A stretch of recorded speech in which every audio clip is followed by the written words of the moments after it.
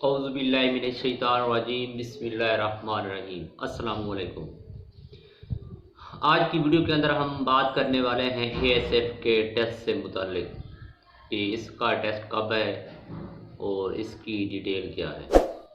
तो आपको मैं बताता चलूँ, एएसएफ ने रूल नंबर स्लिप जारी कर दिए हैं, उसकी डेट भी आ चुकी है और नोटिफिकेशन भी दे दिया, जो मैं आपको दिखाता हूँ। ये खुद आप रीड कर लें इसके अंदर क्या क्या है।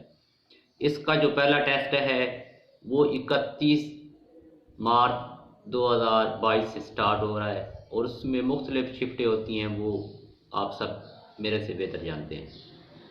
31 से स्टार्ट होंगे और आगे चलते जाएंगे जब तक, यानी कि क्योंकि काफ़ी सारे स्टूडेंट ने अप्लाई किया हुआ है तो उसके मुताबिक उन्होंने उनकी डेट बनाई हुई है। कुछ का पहले को है, कुछ का 2 को है, कुछ का 31 को। इस तरह मुख्तलिफ टेस्ट होंगे। तो अगर आपको मैसेज नहीं आया इनबॉक्स, आपको पहले मैसेज आएगा इनबॉक्स, उसी को आपने फ़ोटो कापी वाले शॉप से निकलवा लें तो वो आपका रूल नंबर स्लिप है। Thank you so much.